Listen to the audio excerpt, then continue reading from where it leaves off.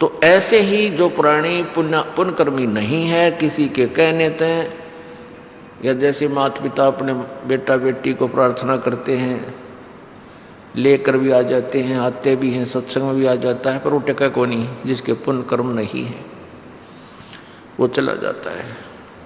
इसके लिए परमात्मा कहते हैं कि राम कहे राजी नहीं।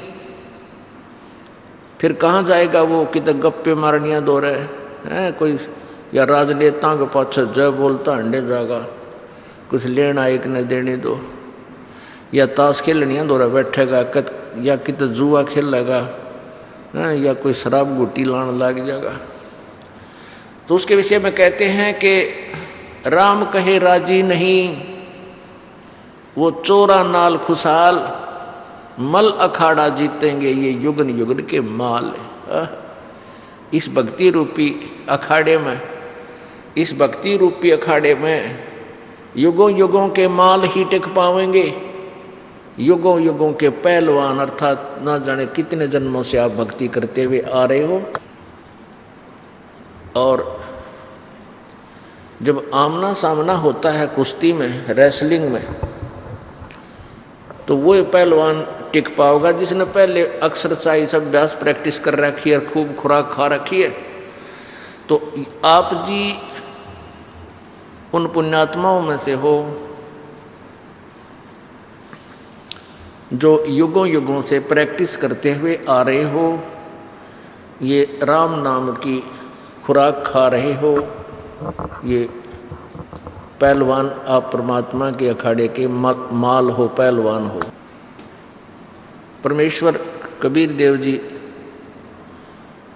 अपने सतलोक से चलकर यहाँ इस काल के लोक में आकर हमें ज्ञान सुनाते हैं, समझाते हैं कि तुम काल के जाल में फंसे हुए हो, यहाँ से पीछा छुटवा लो। पुण्यात्माओं, कुछ दिनों के बाद आपकी आत्मा में ये बात घर कर जाएगी जो आज अच्छी नहीं लगेगी। जो पहली बार प्राणी आता है, पहली बार कोई पुण्यात्मा यहाँ आता है, सत्संग सुनता है, और दास जो ये शास्त्र अनुकूल ज्ञान देता है, तो उसने जो शास्त्र विरुद्ध ज्ञान सुन रखा होता है, तो उसको ये अच्छा नहीं लगता। जब ये प्रमाण सामने होंगे तो वो स्वीकार करने पड़ेंगे। हमारा ये भ्रम निवारण करने के लिए, क्योंकि हमारी ये धारणा बनी हुई थी कि परमात्मा प्राप्ति तो वो व्यक्ति करेंगे जिन्होंने सभी घर पार त्याग दिया, कर्म सन्यासी हो गए और जंगल में चले गए, वन में, वहाँ हठ योग करते हैं, तप करते हैं, फल आहार करते हैं, एक केवल कपड़े भी नहीं पहनते, अपने जो है ना लंगोट के स्थान पर, कच्छे के स्थान पर कोई केले के पत्ते आदि लपेट कर ये दिखाते हैं कि हम बिल्कुल त्यागी और बैरागी हैं। आज मनुष्यों के दर्शन भी नहीं करते, जंगल में गहरे चले जाते हैं, वही रहते हैं, फल फूल पत्ते आदि खाकर अपना निर्वाह करते हैं। बड़े बड़े बड़े बाल हो जाते हैं, दाढ़ी बढ़ जाती है, या फिर 4-5 धूने लगा कर 4-5 स्थानों पर आग, गोस उपलों की आग जलाकर उसके बीच में बैठ जाते हैं, या खड़ा होकर के तप करते हैं। कोई किसी तरह साधना करता है, कोई किसी तरह साधना करता है।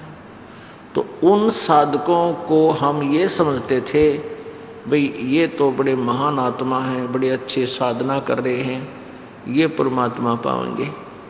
लेकिन परमात्मा की चाह फिर हमसे भी नहीं छूट रही थी, जबकि हम ये भी सोचते थे कि हमें भगवान नहीं मिल पाएगा, क्योंकि हम गृहस्थी हैं, हम बाल बच्चेदार हैं, हम घर नहीं त्याग सकते, इतनी कठिन साधना भी करना हमारे बस की बात नहीं है। लेकिन फिर भी भगवान की चाह अंदर से नहीं जा रही थी, क्योंकि हम युगों युगों के माल थे। हमारे हृदय में वह तड़फ भगवान की प्रॉपर बनी हुई थी, वह हट नहीं पा रही थी। हमारी ये गलत धारणाएं थी उनको निवारण करने के लिए परमात्मा ने क्या बताया है कि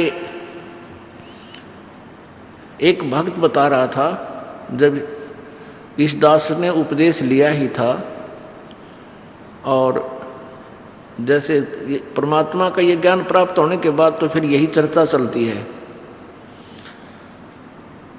तो जैसे भी हम ऑफिस में बैठते थे, 2-4 भक्त जो व्यक्ति होते थे, वो उनसे चर्चा चलाए बिना नहीं डिटा जाता कि अभी कबीर साहब पूरे परमात्मा हैं, उनकी भक्ति से पूर्ण मोक्ष होता है। तो हंसी करा करते मेरी वह नो कहा करते, यो नया भगवान देख लो, यो बिराना कितने ले आया एक और कबीर न भगवान बताओ।